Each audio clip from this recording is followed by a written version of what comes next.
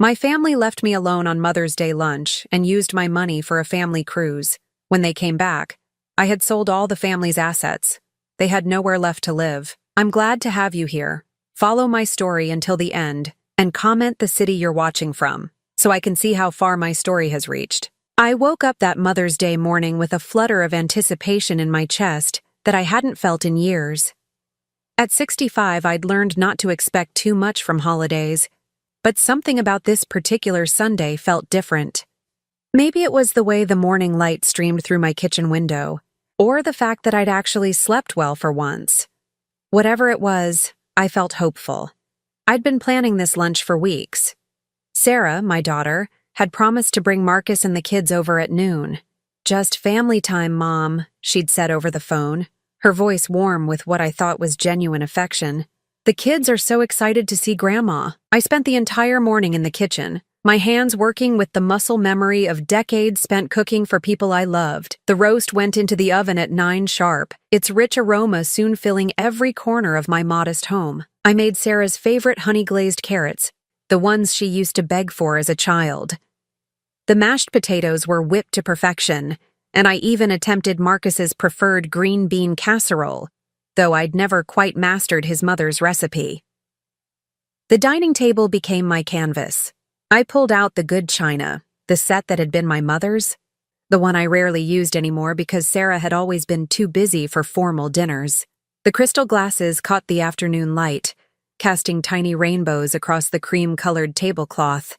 I folded the napkins the way my mother had taught me, creating little pockets that could hold small surprises. In this case, I'd tucked a photo of each grandchild into their respective napkins, candid shots I'd taken during their last visit months ago. By 11:30, everything was ready. The house smelled like comfort and tradition, like the home I'd tried so hard to maintain for my family even after my husband passed 3 years ago. I changed into the blue dress Sarah had complimented last Christmas, applied a touch of lipstick, and waited. Noon came and went. I told myself they were just running late. Marcus was notorious for losing track of time, and wrangling 2 kids out the door was never easy. I kept the food warm, checking my phone every few minutes for messages that never came. At 12:30, I called Sarah. The phone rang 4 times before going to voicemail. "Hi, honey," I said, trying to keep the worry out of my voice. "Just checking to see if you're running late. The food's ready whenever you are." 1 o'clock. Still nothing. I called again, and again it went straight to voicemail. This time I didn't leave a message. My hands were starting to shake slightly, that familiar anxious tremor that had plagued me since Richard's death. At 1:15, I tried Marcus's phone. The call connected, but all I heard was noise in the background, voices, music, what sounded like an announcement over a loudspeaker. Then the line went dead. I sat at the dining table, staring at the empty chairs, the carefully arranged place settings, the slowly cooling food. The silence in the house felt heavy, oppressive. Even the grandfather clock in the hallway seemed to tick more loudly than usual, each second marking another moment of my growing realization that something was terribly wrong. By 2 o'clock, I couldn't stand it anymore. I grabbed my phone and opened Facebook, something I rarely did but that Sarah was always encouraging me to use more. "You need to stay connected, Mom," she'd say. "See what we're all up to." I typed Sarah's name into the search bar with fingers that felt numb and clumsy. Her profile appeared immediately, and what I saw made my blood turn to ice. There she was, smiling broadly at the camera, her arm around Marcus. Behind them, I could see a ship's railing and the endless blue of the ocean. The timestamp read, 2 hours ago. The caption made my stomach drop. "Family Cruise Day 3. The kids are having the time of their lives. Sometimes you just need to escape and make memories. Blessed, our family time Tarsh cruise life." I scrolled down, my heart pounding so hard I thought it might burst. More photos. Marcus with the kids at what looked like a ship's pool. Sarah raising a colorful drink toward the camera. The whole family posing in front of a cruise ship's buffet. All posted within the last few days. All showing them living their best life while I sat alone at a table set for 6. The phone slipped from my hands and clattered onto the hardwood floor. I stared at the empty dining room, at the meal that would go uneaten, at the napkins with their hidden photos that would never be opened. The house was so quiet I could hear my own ragged breathing. They weren't late. They weren't coming. They were on a cruise, laughing and celebrating while I waited like a fool in my blue dress with my perfect table and my breaking heart. The worst part wasn't even the abandonment. It was the realization that they'd planned this. They'd known for days, maybe weeks, that they wouldn't be here. Sarah had looked me in the eye and promised to come, knowing full well she'd be hundreds of miles away on the ocean. I don't know how long I sat there, staring at nothing, feeling something cold and hard settle in my chest where warmth used to live. I didn't sleep that night. Every time I closed my eyes, I saw Sarah's smiling face on that ship, her arm around Marcus, both of them looking so carefree and happy while I'd been setting a table for ghosts. By dawn, I was sitting at my kitchen table with a cup of coffee that had long gone cold, staring at my phone. I needed to know more. I needed to understand how this had happened, how my own daughter could look me in the eye and lie so effortlessly. My fingers, still trembling slightly from exhaustion and hurt, navigated back to Sarah's Facebook page. This time I dug deeper. I scrolled past the recent cruise photos to posts from the weeks before. There it was, a post from 3 weeks ago that made my chest tighten. Can't wait for our family getaway. The kids deserve some fun after Marcus's stressful few months at work. Sometimes you have to prioritize what really matters. What really matters. Apparently, that didn't include their 65-year-old mother spending Mother's Day alone. But it was the comments that truly twisted the knife. Sarah's friend Jennifer had written, "You guys deserve this. After everything with Marcus's job situation, you need the break." Sarah had replied with a heart emoji and, "Thanks, babe. We're so grateful we could make it work financially." Financially. The word hit me like a physical blow because suddenly, horribly, I knew exactly how they'd made it work financially. 2 months ago, Sarah had called me in tears. Marcus had been demoted at work, she'd said. They were struggling to make ends meet, couldn't afford groceries, were behind on their mortgage. She'd been sobbing so hard I could barely understand her words. "Mom, I hate to ask, but could you help us? Just until Marcus gets back on his feet? We're desperate." I'd transferred $15,000 to her account the next day. My savings, money I'd been careful with since Richard's death, money I'd planned to use for small luxuries in my retirement. But what good was money when your family was suffering? "It's just a loan, Mom," Sarah had assured me when she called to thank me. "We'll pay you back as soon as things improve." I pulled up my banking app with shaking hands, scrolling back to find that transaction. There it was, $15,000, transferred on March 15th. Exactly the amount I'd calculated a decent cruise for a family of 4 would cost. My daughter had looked me in the eye, cried genuine tears, and lied about her husband's job situation to get money for a vacation. A vacation they'd planned to take over Mother's Day weekend, knowing it would leave me completely alone. I set the phone down carefully, afraid I might throw it against the wall if I held it any longer. The kitchen felt too small suddenly, the walls pressing in on me. I walked to the living room, then to the dining room where yesterday's disaster still waited, the table still set with my mother's china, the food containers still sitting on the counter where I'd mechanically put them after hours of waiting. The grandfather clock chimed 7 times. Monday morning. Sarah would probably be having breakfast on the ship right now, maybe at some elaborate buffet, feeding the kids fresh fruit and pastries while I stood in my bathrobe surrounded by the evidence of my own foolishness. My phone buzzed. A text message. "Mom, sorry about yesterday. Marcus came down with food poisoning and we had to rush him to urgent care. Rain check on lunch? Hope you weren't too disappointed. Love you." I read it once, twice, 3 times. Each reading made my hands shake harder. Food poisoning. That was her story. Not only had she stolen my money and abandoned me on Mother's Day, but now she was adding insult to injury with another lie. As if I hadn't seen the photos of her toasting with colorful drinks on the deck of a cruise ship.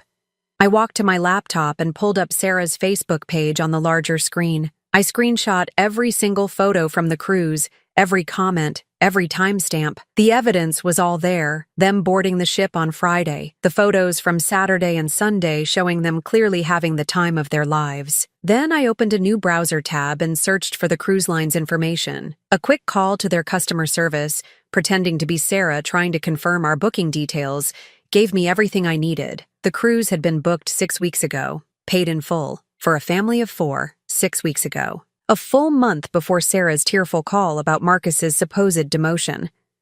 I sat back in my desk chair, feeling something cold and hard crystallizing in my chest. This wasn't a spur-of-the-moment decision, or even a momentary lapse in judgment. This was calculated, premeditated deception. They'd planned to take my money and abandon me from the very beginning. The worst part was how good Sarah had been at it. The tears, the desperation, the detailed story about Marcus's work troubles. She'd played me like a violin, and I'd danced to every note. My phone rang. Sarah's name appeared on the screen, probably calling to elaborate on her food poisoning story. I stared at it, letting it ring until it went to voicemail. Then I listened to her message. "Hi, Mom, it's me again. I know you're probably worried sick about Marcus. He's feeling a little better today, but we're going to lay low for a few more days until he's completely recovered. I'll call you soon to reschedule. Okay? Love you so much." The casual way she lied, the concern in her voice that she'd manufactured just for my benefit. It was masterful. If I hadn't seen those photos, I would have believed every word. But I had seen them. I knew the truth. And now I had to decide what to do with it. I walked back to the dining room and began clearing the table, moving slowly and deliberately. Each plate I stacked, each glass I carried to the kitchen, felt like a small act of reclamation. I was taking back my space, my dignity, my right to not be treated like a fool. As I folded my mother's tablecloth, I made a decision. Sarah wanted to play games with money? Fine.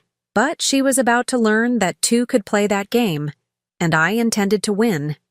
I spent Tuesday morning doing something I'd never done before, researching my own financial entanglements with my daughter's life. It was amazing how much you could discover when you stopped being a trusting mother and started being a careful investigator. The house came first. Sarah and Marcus lived in a beautiful 4-bedroom colonial in one of the better neighborhoods in town. What they'd never told their friends, what didn't appear on any social media posts, was that I'd provided the down payment. $60,000 from my and Richard's retirement savings, given freely when Sarah was pregnant with their first child. "We want the baby to grow up somewhere stable," she'd said, her hand resting on her growing belly. "Somewhere safe, with good schools. But we just can't swing the down payment on Marcus's salary alone." I'd written the check without hesitation. What grandmother wouldn't want her grandchildren to have a beautiful, safe home? But here was the interesting part that I'd forgotten in my eagerness to help. The deed listed me as a co-owner. The lawyer had insisted on it at the time, and I'd gone along with it thinking it was just a formality. Now I realized it wasn't a formality at all. It was protection. My name was on that house. Legally, I owned half of it. I pulled out the folder where I kept all my important papers, something Richard had always insisted on, bless his organized soul. There it was, my copy of the deed, clear as day. Sarah Brennan and Colleen Brennan, joint tenants with rights of survivorship. Next, I looked up the cars. The BMW Marcus drove had been a graduation present when he finished his MBA 3 years ago. $28,000 I'd spent because Sarah had convinced me it would help him get better job opportunities. "Image matters in his field, Mom," she'd explained. "You have to look successful to be successful." The title search on the DMV website showed what I'd suspected. The car was registered in my name. I'd bought it outright to avoid them having car payments, and we'd simply never transferred the title. Then there was the furniture. When they'd moved into the house, they'd had nothing but college dorm leftovers and a few wedding gifts. I'd furnished almost the entire place: living room set, dining room table, bedroom furniture, even the kids' rooms. I had receipts for all of it, stored neatly in another folder Richard had labeled tax deductions, gifts to children. The pool table in their basement that Marcus loved so much? Mine. The vintage china cabinet Sarah displayed her wedding dishes in? Mine. The kids' elaborate swing set in the backyard? Mine. I'd been so generous, so eager to help them start their life together. And they'd been so willing to let me. But generosity had limits, and mine had just been reached. Wednesday morning, I called my lawyer. James Morrison had handled Richard's estate and had been checking in on me periodically since then. He was a kind man in his 70s, with grandchildren of his own, and I trusted him completely. "Colleen," he said warmly when his secretary put me through. "How nice to hear from you. How are you doing?"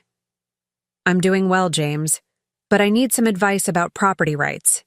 I explained the situation carefully, without emotion, sticking to the facts.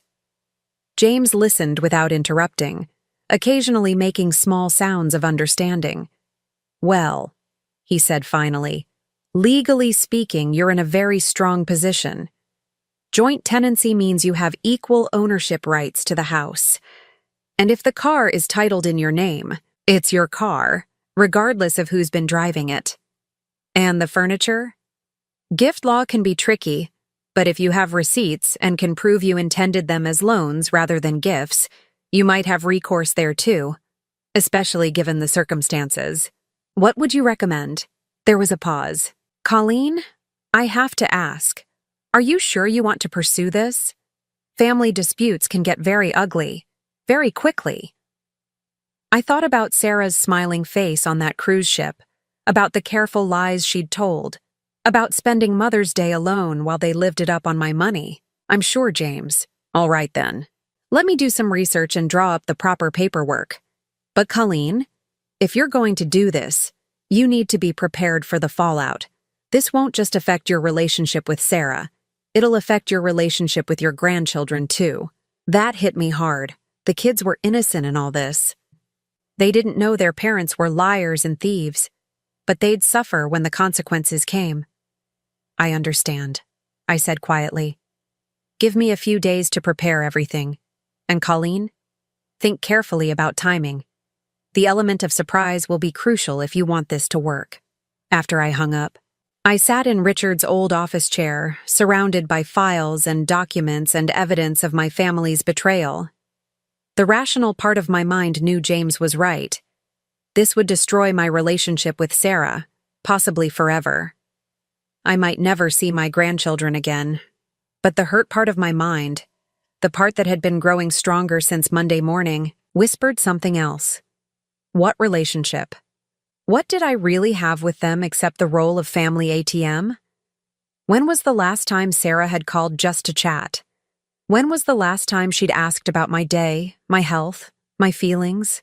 When was the last time any of them had shown interest in me as a person rather than as a resource? I couldn't remember. That afternoon, I did something I'd never done before. I drove past their house, not to visit, just to look. It was a beautiful house, no question about it. The lawn was perfectly manicured, the flower beds bursting with spring blooms. Sarah's Instagram-worthy life on full display. A life I'd bought and paid for. Their cars weren't in the driveway. They were probably still enjoying their cruise, maybe extending it a few days on my dime. The house looked empty, peaceful, unaware that its days as Sarah and Marcus's paradise were numbered. My phone buzzed with another text from Sarah. Another lie about Marcus's fictional food poisoning. Another promise to call soon. Another casual manipulation wrapped in fake concern. I deleted it without responding. By Thursday evening, James called back. "I have everything ready," he said. "The paperwork to claim your property rights, the legal notices, everything. But Colleen, once we start this process, there's no going back. Are you absolutely certain?" I looked around my small, quiet house, the house where I'd spent Mother's Day alone while my family partied on a cruise bought with my money. I thought about all the years of generosity that had been met with lies, all the love that had been answered with greed. "I'm certain, James." "All right then. When do you want to proceed? How long will they be gone?" According to the cruise line's website, that particular cruise returns Sunday. I smiled for the first time since Monday. "Let's wait until Monday afternoon. I want them to come home to the full reality of their choices." Monday morning arrived gray and drizzly, which seemed fitting for what I was about to do. I'd barely slept, but it wasn't from anxiety, it was from anticipation. For the first time in years, I felt like I was taking control of my own life, instead of letting others dictate how I should feel and behave. James arrived at 9 sharp with a folder thick with legal documents and a team of 3 men he'd hired for the day. "These are professional movers," he explained as we stood in my driveway. "They know how to handle delicate situations, and they're bonded and insured." I'd given him keys to Sarah's house, keys she'd insisted I keep for emergencies. I supposed this qualified as an emergency, just not the kind she'd envisioned. The plan was simple and legally airtight. As co-owner of the house, I had every right to remove my property. The car titled in my name would be towed to a secure lot. The furniture I'd purchased would be moved to a storage facility until I decided what to do with it. "The BMW first," I told the movers as we pulled into Sarah's driveway. "It's the silver one." Watching them load Marcus's precious car onto the tow truck gave me a satisfaction I hadn't expected. He loved that car more than some people loved their children, was always posting photos of himself leaning against it, always bragging about its features to anyone who'd listen. Now it was going to spend some time in an impound lot, and he'd have to prove ownership to get it back. Ownership he couldn't prove because he didn't have it. Inside the house, I moved through the rooms methodically, directing the movers to take everything I'd paid for. The living room set went first. The leather sofa Sarah had spent weeks picking out, the matching chairs, the coffee table that had cost more than some people's cars. The dining room was next, the table where they'd hosted dinner parties, always making sure to mention how lucky they were to have found such beautiful pieces. What they'd never mentioned was that their generous mother had bought every stick of it. In the master bedroom, I had them take the bed, the dresser, even the mattress. I'd replaced their college futon with a king-size memory foam set when Sarah complained about back pain during her first pregnancy. Apparently, my comfort with their lies was more problematic than her comfort while sleeping. The kids' rooms were harder. I stood in the doorway of 8-year-old Emma's room, looking at the canopy bed I'd bought for her 5th birthday, the matching dresser and bookshelf, the rocking chair where I used to read her stories. For a moment, my resolve wavered. But then I remembered the photos of them laughing on the cruise ship while I sat alone on Mother's Day, and my heart hardened again. The children would be fine. Children were resilient. It was their parents who needed to learn some hard lessons about honesty and respect. "Take it all," I told the movers. By noon, the house was nearly empty. What remained were the few pieces Sarah and Marcus had actually bought themselves: a cheap bookshelf from their college days, a small television, some odds and ends they'd received as wedding gifts. It looked pathetic, like a house that had been robbed, which I supposed it had been, by them, from me, over the course of years. The movers were professionals. They worked efficiently and quietly, treating each piece with care despite the unusual circumstances. When one of them asked if I was sure about taking the children's beds, I simply nodded. I was sure about everything. "The pool table last," I instructed as they headed to the basement. Marcus had spent countless hours down there, playing with his friends, bragging about his man cave. What he'd conveniently forgotten was that every single item in that cave had been purchased by his wife's mother. As they maneuvered the heavy table up the basement stairs, I walked through the empty house one final time. The hardwood floors looked bare and cold without the expensive rugs I'd bought. The walls seemed hollow without the artwork I'd helped them select. Windows that had once been dressed with custom curtains now stared nakedly out at the world. This was what their life looked like without my subsidies. Empty, uncomfortable, reduced to the bare minimum they'd actually earned themselves. I left an envelope on the kitchen counter, the only surface in the room that remained. Inside was a letter I'd written and rewritten a dozen times, finally settling on something direct and unemotional. "Sarah and Marcus, I hope you enjoyed your cruise. As you can see, I've reclaimed the property that belongs to me. This includes the house. Check the deed. I'm a co-owner. The BMW, titled in my name, and all furniture purchased with my money over the years. I know this comes as a shock, but not nearly as much of a shock as discovering my Mother's Day money was spent on a family vacation that didn't include the mother. The storage facility information is attached if you'd like to discuss purchasing any of the furniture.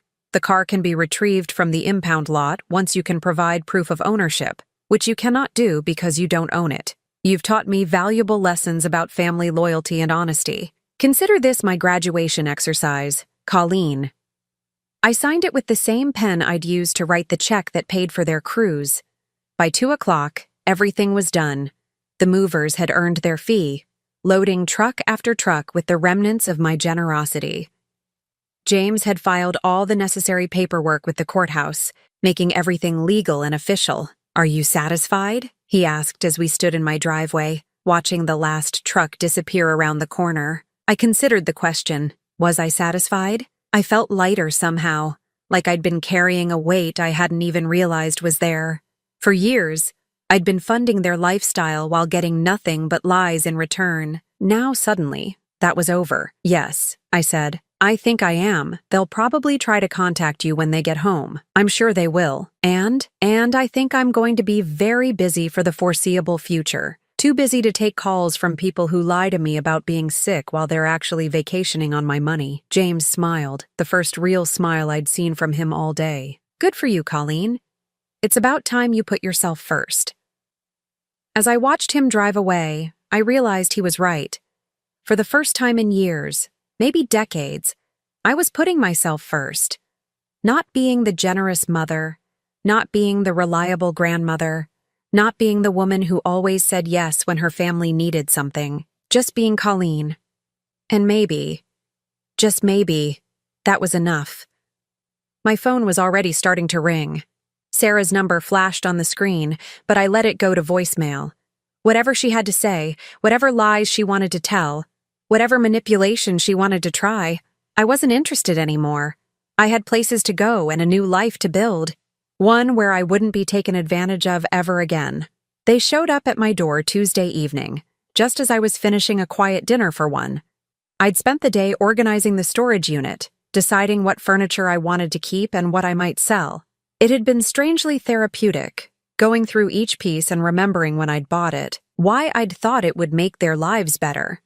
The pounding on my front door was violent, desperate. I knew who it was before I even looked through the peephole. Sarah stood there with Marcus behind her, both of them looking disheveled and frantic. The kids weren't with them, probably dropped off with Marcus's mother while they came to deal with their crazy mother-in-law. I opened the door but kept the chain lock engaged. "Mom." Sarah's voice was tight with barely controlled hysteria. "We need to talk." "About what?" I asked calmly. "About what? About what?" Marcus pushed forward, his face red with anger. "About the fact that we came home to an empty house. About the fact that you stole our furniture, our car, everything." "I didn't steal anything," I said evenly. "I reclaimed my own property." "That's our home," Sarah's voice cracked. "Those are our things. Check the deed, sweetheart.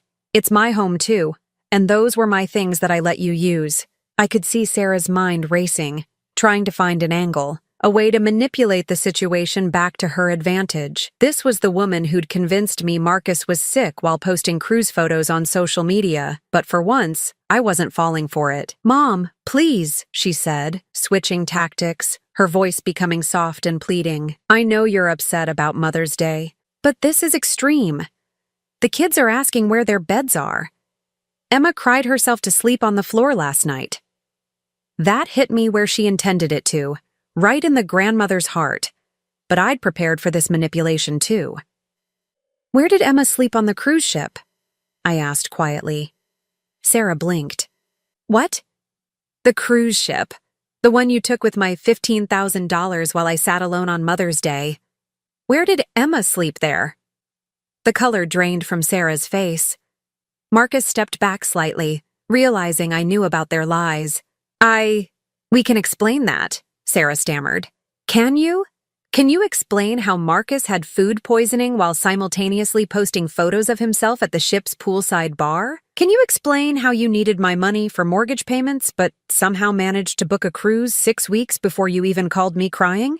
Sarah's mouth opened and closed like a fish gasping for air. She'd been caught, and she knew it. "We were going to tell you," Marcus finally said, which was perhaps the stupidest thing he could have said. "When? When were you going to tell me that you stole my money for a vacation? When were you going to tell me that you deliberately abandoned me on Mother's Day? When were you going to stop lying to my face?" We didn't steal anything. Sarah found her voice again, anger replacing panic. You gave us that money. I gave you money for your mortgage, for groceries, for necessities, not for a cruise. You don't understand the pressure we're under, Marcus said, his tone becoming condescending. You live in this little house with no responsibilities. You don't know what it's like to raise kids, to maintain a lifestyle, to maintain a lifestyle? I cut him off. You mean the lifestyle I've been paying for? The house I made the down payment on? The car I bought you? The furniture I purchased so you wouldn't have to sleep on the floor? Those were gifts, Sarah shouted. No, those were investments in people I thought loved me. But you don't love me, do you? Sarah? You love my checkbook. The words hung in the air between us, ugly and true. Sarah's face crumpled, but I wasn't sure if it was genuine emotion or another performance. That's not fair, she whispered. What's not fair is lying to your mother.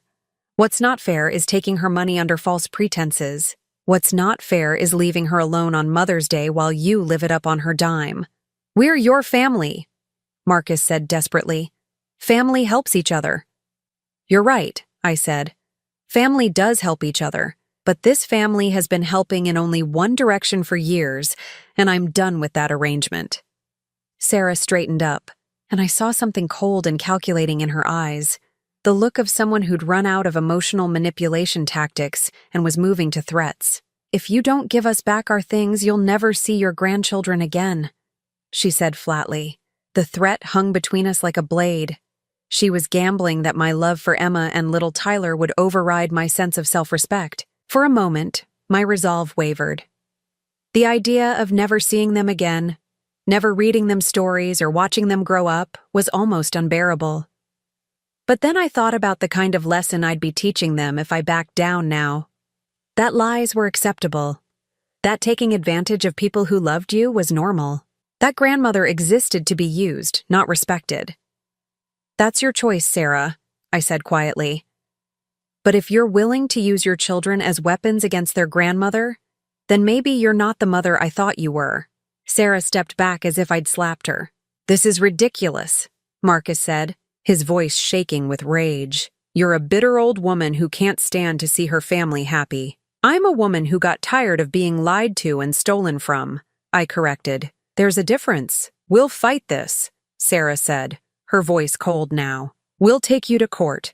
We'll prove you can't just come into someone's house and steal their belongings. Please do, I said calmly. I'd love to explain to a judge how you used money meant for mortgage payments to fund a cruise.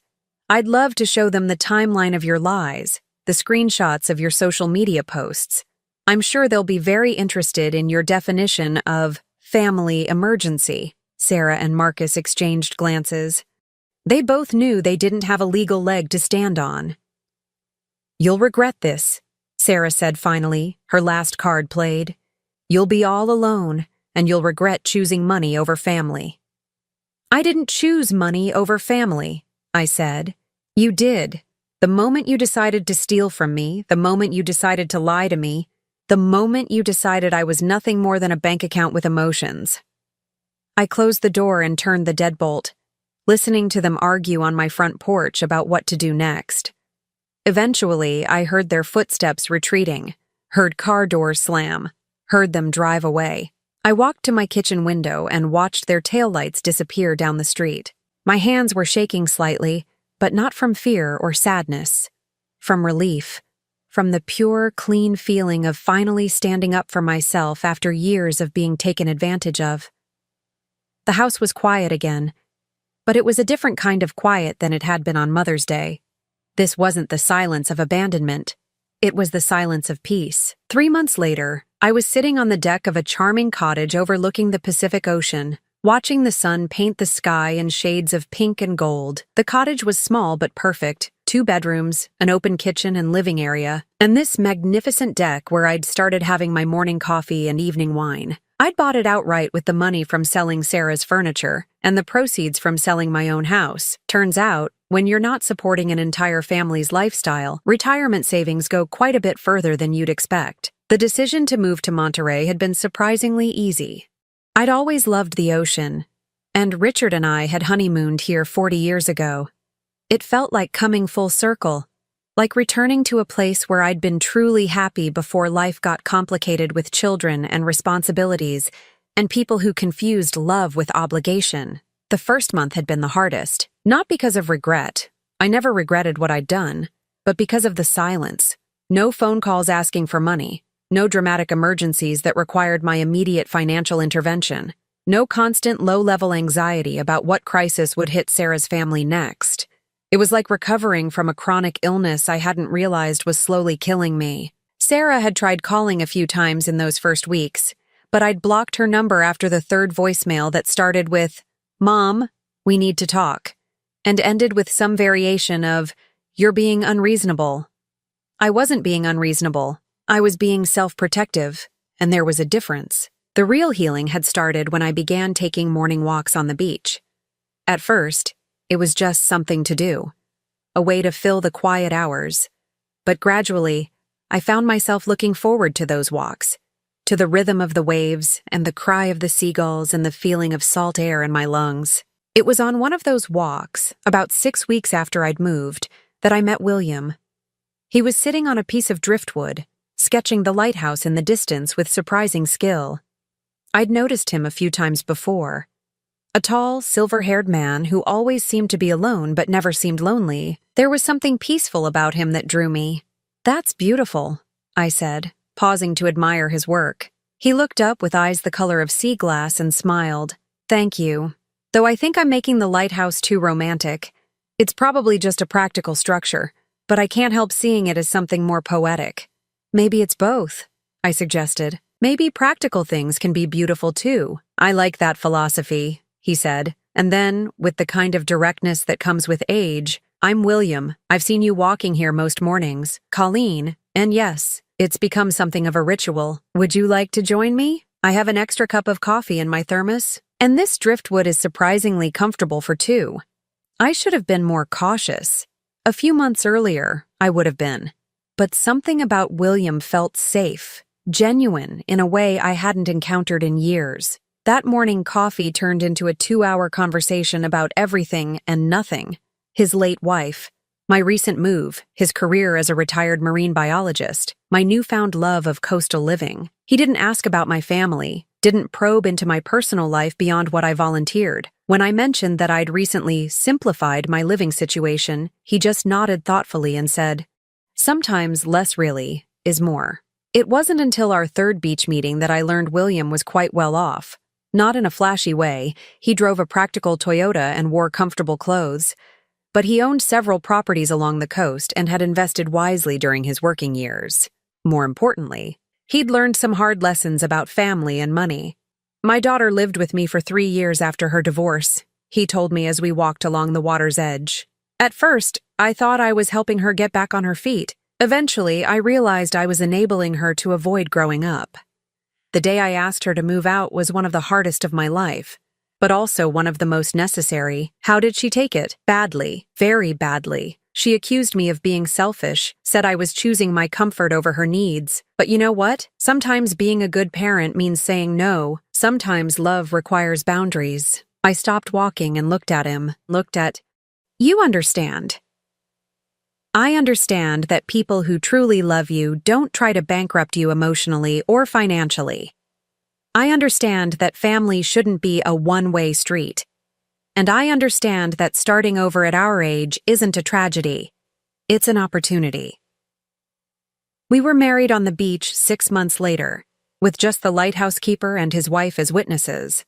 William had wanted something simple and private, and so had I. We'd both had our big weddings, our complicated family lives, our years of trying to please everyone else. This was just for us. Now, a year later, I wake up every morning in our shared cottage, make coffee for two, and sit on this deck watching the ocean change colors with the light. William is usually beside me, sketching or reading, or simply enjoying the peaceful silence. Sometimes I think about Sarah and the grandchildren I haven't seen. The pain of that loss is real, and I won't pretend otherwise. But But it's a clean pain now, not the infected wound it used to be. I made my choice to protect my own well-being, and she made her choice to prioritize money over relationship. I don't regret either of our choices anymore. Last week, William surprised me with a small sailboat. I thought you might like to learn, he said, his eyes twinkling with mischief. I've been sailing these waters for 30 years, and I'd love to share them with you. So now I'm learning to sail at 65. Feeling the wind fill the canvas and carry us across the bay toward whatever comes next. William is a patient teacher, and I'm discovering I have a natural affinity for reading the water and the wind. You're a natural, he said yesterday, as I successfully navigated us back to the harbor. I'm a late bloomer, I corrected, and he laughed. The best kind, he said, pulling me close as we watched the sun set over the water. This evening, as I write in the journal I've started keeping, I can hear William humming softly in the kitchen as he prepares dinner. The sound fills me with a contentment I'd forgotten was possible. I am 65 years old, and I am just beginning. Now I'm curious about you who listened to my story. What would you do if you were in my place? Have you ever been through something similar? Comment below, and meanwhile, I'm leaving on the final screen 2 other stories that are channel favorites, and they will definitely surprise you. Thank you for watching until here.